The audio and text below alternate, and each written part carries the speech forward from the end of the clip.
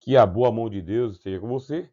Sou o professor Rogério de Souza, junto com o Instituto Supera, e esta é a sua disciplina de hebraico, o hebraico bíblico. Aqui está o começo de toda a nossa teologia. Gênesis, capítulo 1 e o versículo 1. Melhor, Bereshit. Bereshit, que é traduzido na Septuaginta por Gênesis, significa no princípio, ou na Septuaginta, as origens. Observando bem esse slide, você tem aqui uma tradução de Gênesis 1 e 1. No princípio, criou Deus os céus e a terra. E é assim que nós vamos iniciar o seu letramento no hebraico. Chama a sua atenção de que o hebraico ele é consonantal. Significa o quê? Que ele só tem consoantes.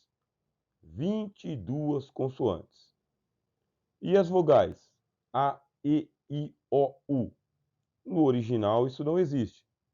É uma criação dos rabinos massoretas. Os rabinos massoretas, na Idade Média, eles colocaram no hebraico as pontuações. Esses pontos que você vê acima da letra, abaixo da letra, no meio da letra. Essas pontuações são para indicar as vogais A, E, I, O, U. E por que abaixo, acima ou no meio da letra? Porque Deus proibiu que se acrescentasse uma letra ou se retirasse da palavra de Deus qualquer letra. Consequentemente, só havia uma tradição oral. Pela tradição oral, era possível se ler a Tanakh. O que é a Tanakh? É o conjunto dos 22 livros da Bíblia hebraica, que compõem o Pentateuco, os escritos dos profetas e os livros de sabedoria, os escritos. Você já está no terreno da cultura judaica, da cultura hebraica. Outra peculiaridade que você vai encontrar aqui no hebraico é de que ele não é lido da esquerda para a direita. Pelo contrário, é lido da direita para a esquerda. E nisso você tem que treinar o teu cérebro. Treina o teu cérebro. Treina com essas primeiras informações. São letras quadráticas. Cabem dentro de um quadrado. São consoantes. As vogais são representadas por pontos ou por traços. Estão em cima ou embaixo da palavra. Não se pode acrescentar nenhuma letra. Todas elas são contadas minuciosamente por todos os rabinos. Por isso, se em algum momento algum rabino cometesse um erro e acrescentasse uma letra ou esquecesse uma letra, todo o manuscrito era condenado. Não tinha nem como corrigir, passar um mata-borrão. Todo o manuscrito era condenado. Assim, ao final de cada cópia, letra a letra era contada. Outra peculiaridade que você deve saber é que no hebraico antigo não havia espaço entre as palavras. Todas as letras eram grudadas uma ao lado da outra. A perícia do rabino, daquele que lia a Bíblia, é que contava para saber qual palavra é esta e qual palavra é aquela. Por isso, nós devemos aí agradecer a Deus pelo avanço das ciências bíblicas, para que assim a gente possa ter uma boa tradução em mãos e acesso direto ao livro da palavra de Deus. Não se desespere, eu quero agora trazer para você esse mesmo versículo, Gênesis 1 e 1, já mais transliterado. O que vem a ser a transliteração? É quando você pega uma palavra do seu idioma original, natural, e você coloca no português, transliterando. Observe que não dá para você ler da esquerda para a direita. Rares. Não dá, porque Haares é terra. Veet, não dá. Hashamaim, não dá. It, não dá. Elohim, não dá. Bará, não dá. Bereshit, não dá. Por quê? Ficaria assim. Terra e os céus, Deus criou no início. Isso da esquerda para a direita. Acontece que a Bíblia não foi escrita assim. O hebraico foi escrito Bereshit, Bará, Elohim, Hashamaim, Veet, Haares. Aí você vê em cima a palavra transliterada. Na coluna do meio, você vê o texto em hebraico, já com os sinais maçoréticos, e embaixo uma possível tradução.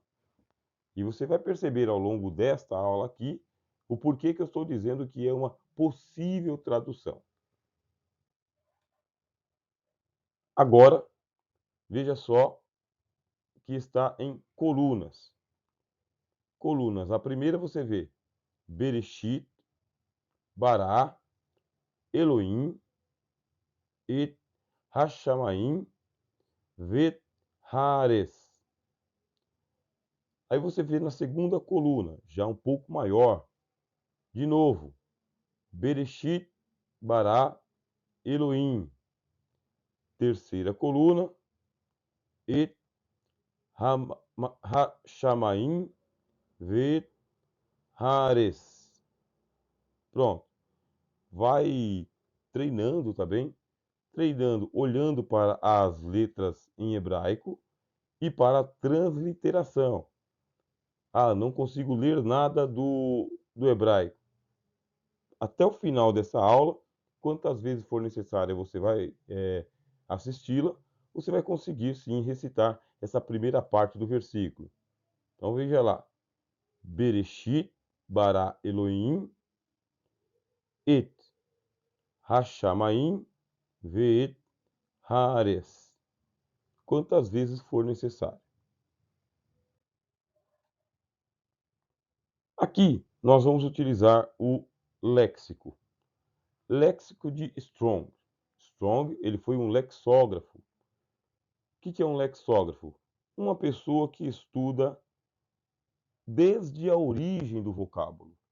Como que a palavra se formou e como que ela evoluiu semanticamente ao longo dos tempos. Quais são os seus significados e o seu uso mais apropriado. Isso é um lexógrafo. Você tem aqui Bereshit, preposição, substantivo, singular, feminino. Aí você fala, feminino? No início não me parece feminino. No português te parece masculino. Por isso nós vamos ter que, ao longo do tempo, falar um pouquinho sobre essa variação entre o artigo é feminino ou é masculino. Aliás, você vai ter que fazer isso aí praticamente por conta própria, mesmo por causa que esse espaço aqui não vai comportar nós entrarmos nos detalhes.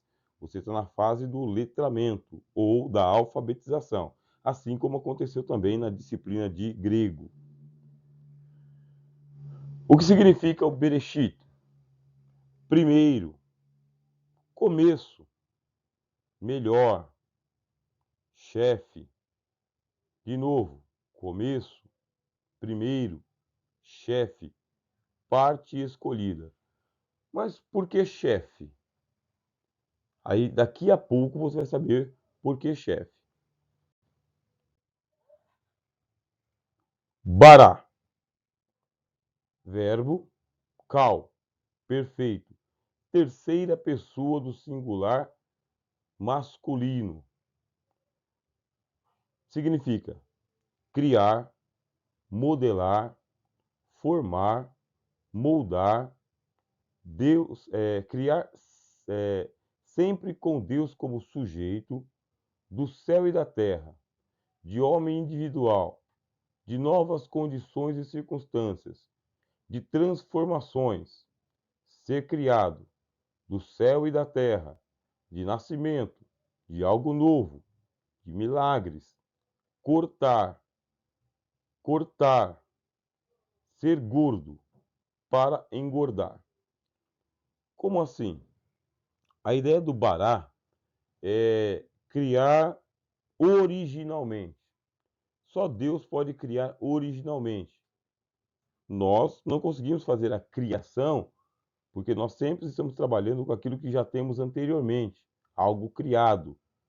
Deus consegue bará, criar. E nós não conseguimos bará, porque nós sempre vamos utilizar alguma coisa que nós já temos em mão. Guarda isto.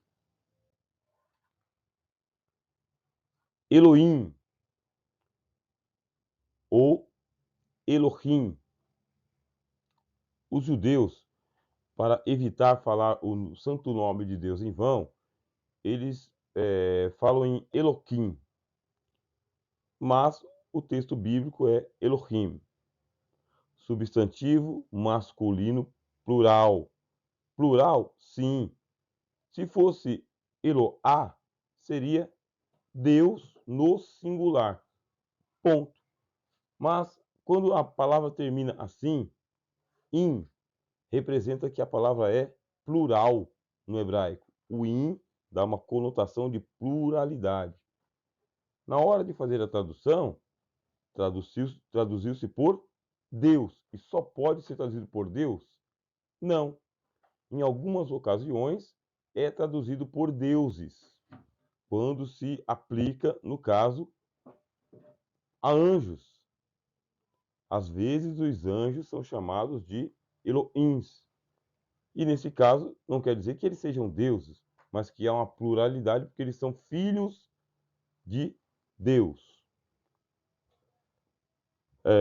Vamos lá. Plural. Governantes, juízes, divinos, anjos, deuses, significado plural intensivo singular, Deus, deusa, semelhante a um Deus, obras ou posses especiais de Deus, o verdadeiro Deus ou simplesmente Deus.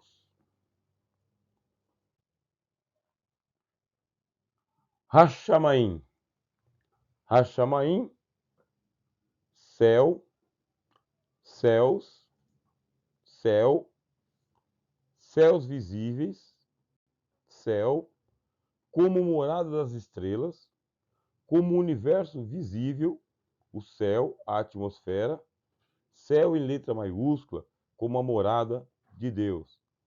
Hashamaim. Perceba que nós temos ali céus. Volte um pouquinho comigo.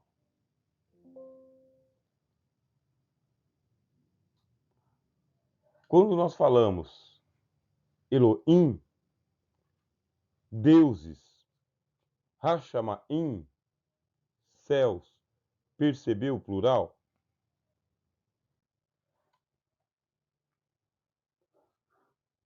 Ve'et. Esse ve'et, ele é bem difícil, mas vamos lá. Conjuntivo, vav, marcador de objeto direto.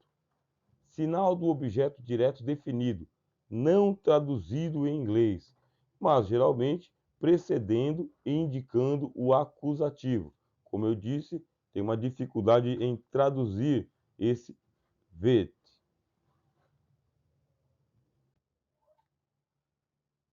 Hares. Hares.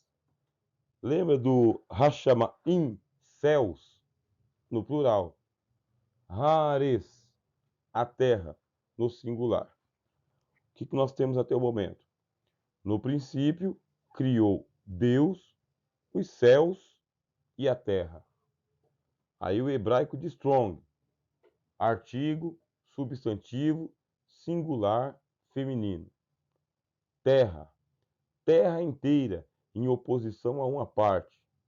Terra, em oposição ao céu. Terra, como significando habitantes.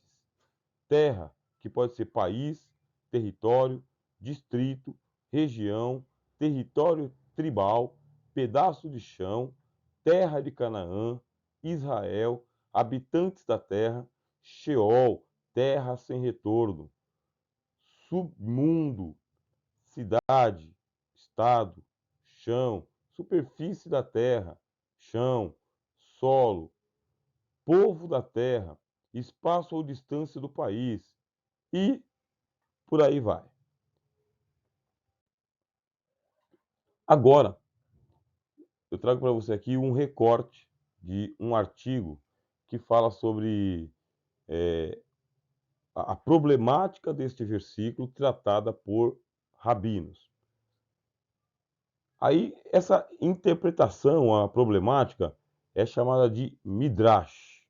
Então, você tem os midrashins, que são os intérpretes, e você tem o midrash, que é a interpretação. A frase em hebraico, Bereshit bara Elohim et hashamayim ve'et haaretz, no princípio criou Deus os céus e a terra, inicia a narrativa bíblica. Significamente, a Torá, Pentateuco, começa com a segunda letra do alfabeto hebraico, a letra Beit. No Midrash Bereshit, Gênesis, Rabá, que segue abaixo, encontramos a primeira questão suscitada pela primeira palavra da Bíblia, que é a de saber por que o relato da criação não é iniciado pela primeira letra do alfabeto hebraico, e sim pela segunda. Existe toda uma mística no entorno do alfabeto hebraico, uma mística. E a mística ela é contada, por exemplo, no livro do Esplendor, que eles chamam de Zohar. E a Kabbalah fala bastante sobre isso, quem estudar a gematria vai saber disso também. E eles creem, quando eu falo eles, os rabinos, os judeus, os mestres do judaísmo. Eles creem e ensinam que Deus ele criou o mundo a partir da palavra. Mas para que a palavra exista, é necessário que Deus tenha criado antes as letras. Assim, Deus criou as 22 letras do alfabeto hebraico. E houve uma discussão entre as letras para saber qual delas seria a primeira, qual delas que assumiria a preeminência do alfabeto. E houve uma discussão entre 21 das letras. Somente uma não discutiu, que foi o Aleph. E o Aleph ele não discutiu por quê? Porque ele é mudo. Não é uma letra que ele tem uma pronúncia por si só. Ele aparece, mas ele não tem um som. Aí Deus, o Eterno, perguntou para Aleph por que, que ele não tinha se pronunciado. E Aleph se humilhou diante de Deus, dizendo: Eu não vi em mim nenhuma qualidade para que eu pudesse ter a honra de abrir o alfabeto. E por causa da sua humildade, Deus concedeu ao Aleph a primazia, o primeiro lugar. Tanto é que você vai pegar manuscritos em hebraico, que antes de falar Bereshit bara Elohim, você vai encontrar o Aleph ali. Mas a Bíblia começa com Bereshit bara. Duas vezes a letra Beit aparece. Aparece em Bereshit e aparece em Bará. As letras do alfabeto hebraico elas têm valor numérico. Você tem que lembrar que os números são de criação dos árabes. Nós usamos o numeral arábico de 1 a 9, já que 0 não é número.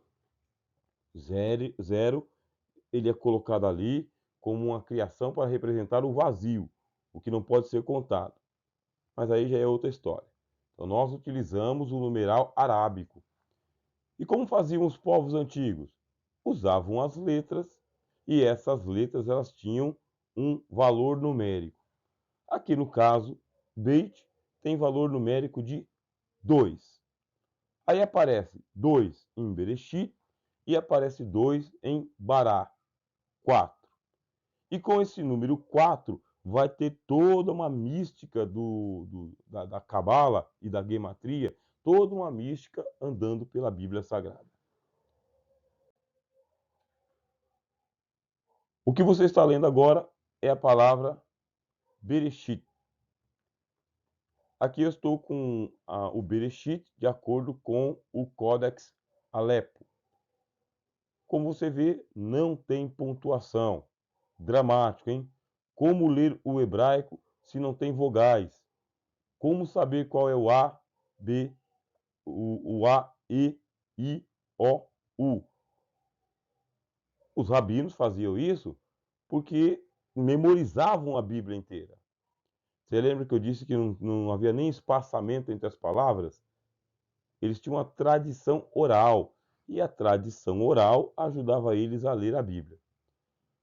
Foi muito bom que aconteceu a tradução da Bíblia do hebraico para o grego, porque assim era possível se fazer a comparação entre a Bíblia hebraica e a Septuaginta.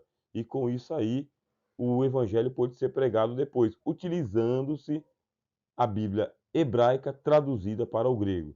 E assim também, para a facilitação da compreensão do evangelho, os apóstolos utilizaram o grego e não o hebraico. Agora sim, agora você tem aqui o Codex Westminster Leningrad. Esse códex ele já vem com a pontuação dos maçoretas. Os maçoretas perceberam que o hebraico bíblico estava em desuso. Depois do cativeiro babilônico, o hebraico ficava restrito apenas à sinagoga, apenas ao culto, apenas a quem lia a palavra de Deus. E o povo? O povo falava o aramaico. O povo falando o aramaico, quando ia ler o texto bíblico, não compreendia. Por isso, os rabinos maçoretas criaram essas pontuações para representar as vogais A, E, I, O, U. E agora vem a parte do seu letramento. Eu falei para você não ficar tão apavorado porque chegaria este momento. Vamos lá. Aqui nós temos Bereshit. E você deve ler da direita para a esquerda. Como que faz? Vamos lá. Bereshit. Bereshit da direita para a esquerda. Você tem a primeira letra, que é o Bet. Alguns colocam como sendo Beit, outros colocam como sendo Bet. Veja só o formato. Você tem um traço embaixo e depois você tem um semi-arco. E o que acontece? Ele tem esse arco está virado, no caso, para a esquerda e não para a direita. Por quê? Os rabinos explicam. Você tem que iniciar a teologia, o estudo sobre as coisas de Deus, você tem que iniciar a partir da revelação. Aquilo que está antes da revelação não te pertence. A porta está fechada. Para que lado que a porta está aberta? A porta está aberta, no caso, para a esquerda. Da direita para a esquerda. A porta está aberta. Com essa letra é que se escreve casa em hebraico. Memorize essa letra com um traço embaixo. E este semiarco, tá bem? É a letra Bet. O que mais? Você tem um ponto dentro da casa. Alguém está morando nessa casa. Esse ponto é chamado de Dagesh. Esse ponto Dagesh significa que a casa está sendo ocupada e que a letra vai ser pronunciada assim: Beit ou Bet. Se não tivesse esse Dagesh, esse ponto aí no meio, seria Vet. Vet de vazio, não tem ninguém na casa. Bet, tem alguém na casa. O Dagesh está dizendo, a casa está ocupada. Começa aqui a história da criação. A criação começa com o Bet, porque Deus fechou daqui para antes os seus mistérios. Nós não temos acesso ao antes da criação.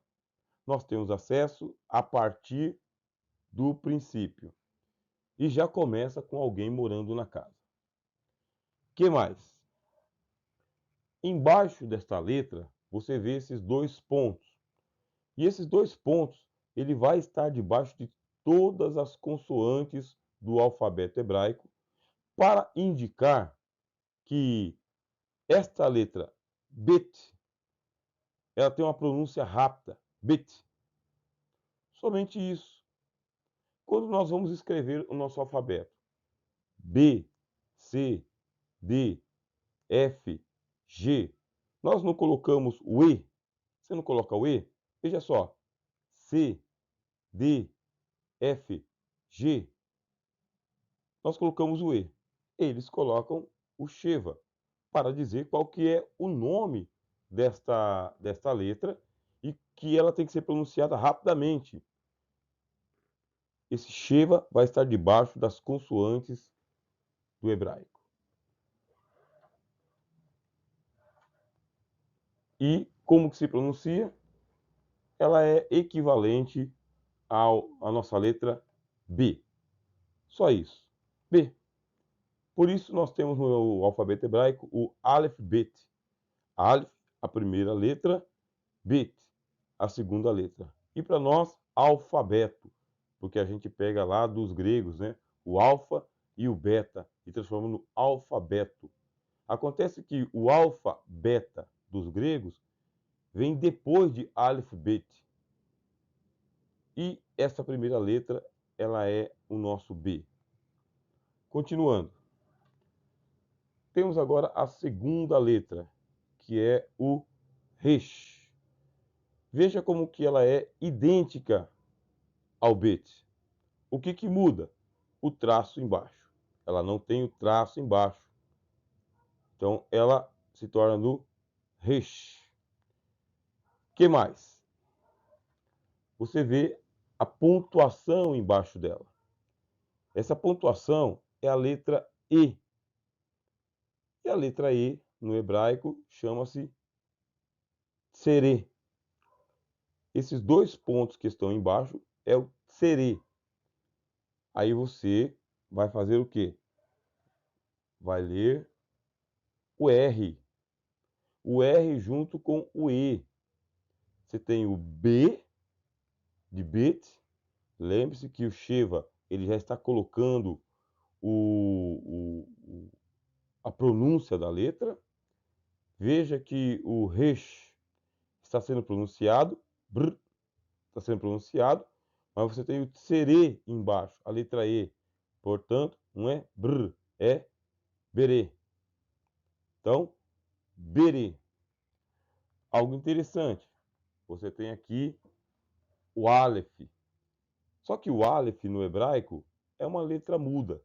A menos que ele receba alguma pontuação embaixo ou em cima, ele não é pronunciado. É igual ao nosso H. O nosso H não é pronunciado. Consequentemente, o Aleph, ele parece-se com o nosso H. Ele não é pronunciado, mas ele se faz presente em muitas palavras. O Aleph é mudo. Agora nós temos a letra Shin. Essa letra Shin, ela pode ser confundida com a letra Sin. Como que eu vou diferenciar o Shin do Sin? Bom, o Shin tem esse som de X e não som de S. Shin, som de Shin. Como que eu sei? Este ponto que você está vendo aqui, ele vai deste lado da letra, do lado direito. Então, o ponto do lado direito quer dizer Shin. Se este ponto estivesse do lado esquerdo, seria Sim. Você lembra lá daquela história da Bíblia Sagrada, do Cibolete ou do shibolete. Por quê? Porque eles não conseguiam falar a palavra shibolete, falavam sibolete. Aqui está, no hebraico, o mistério desvendado. Som de X é Shin, porque este ponto que você está vendo aí está do lado direito. Se estivesse do lado esquerdo, som de S. Embaixo você tem o Hirek. Esse Hirek é o ponto do I. Nós, para fazermos o I, fazemos o quê? Um traço e colocamos o ponto em cima. Eles, para fazerem o I, fazem o quê? Só o ponto. Um ponto, letra I. 2 pontos, letra E. Não é tão difícil. Bom, você vai procurar bastante material aí pela internet e os mestres do hebraico vão ajudar você muito, hein? Bastante. Mas para sua memorização é isso. Um único ponto, letra I. 2 pontos, letra E. E fica assim. Bereshit. Bereshit. Acontece que você está vendo mais uma letra bem ao lado do Shin, que é o Yud, ou Yod. Nas palavras do Senhor Jesus, nem mesmo um J se omitiria da palavra de Deus, ou um Yud. Um Yud que é uma consoante também. Lembre-se, as letras do alfabeto hebraico são consoantes. É uma consoante também, mas tem o som de Y, como nós pronunciamos o Y. E, portanto, embora que você tenha aqui o Hirek, que é o nosso I, você também tem o Iod, no original. O rabino do hebraico antigo, ele não tinha dificuldade em ler Bereshit, porque está tudo memorizado na cabeça dele, o nome da letra. Mas para quem está aprendendo agora, os novos filhos da lei, as novas gerações estavam se perdendo. Aí surgiram os maçoretas fazendo essa pontuação. E o que vai acontecer? Esse Hirek, que é a letra I que está embaixo de Shin, se ajunta com o Iod. Ponto. Aí vem o Tav. Perceba que o Tav, ele é idêntico ao Bet, idêntico ao Resh, mas ele recebe um fechamento ali. Então, quando ele fecha, lembra lá que a gente falou que o Bet, a casa está se abrindo? No Tav, a casa está se fechando. E você vai perceber um dia por que o Tav está se fechando. Com Bet, a casa está se abrindo. Com Tav, a casa está se fechando. Existe uma revelação entre o que começa com Bet e termina com Tav. Aquilo que tem entre Bet e Tav está revelado para você. Aquilo que está antes de Bet, depois de Tav, fica fechado. Aí o que acontece? Você já está lendo aqui a palavra Bereshit. Bereshit. Agora você faça aí os seus próprios exercícios, tá bem? A sua memorização. Procura você mesmo escrever essas letras para a sua memorização. Faça aí o formato da letra. Veja só a parede e o teto da casa se abrindo e o chão. Você tem o chão, a parede, o teto e a porta. Dentro da casa, alguém está morando. Dagesh, Beit, casa. Depois você tem apenas a parede e o teto. Não tem mais o chão. Resh. Aí você tem uma consoante muda. Aleph. Depois você tem o Shin. Esse Shin, ele tem um ponto do lado direito. O Yod parece uma letra suspensa e o Tav, que é a casa se fechando. Bereshit. Agora sem a pontuação. Você já consegue reconhecer as letras? Faça o seu exercício para que você possa reconhecer as letras. Agora, com os sinais maçoréticos. Que a boa mão de Deus esteja com você. Sou o professor Rogério de Souza, junto com o Instituto Supera, e esta é a sua disciplina de hebraico, o hebraico bíblico.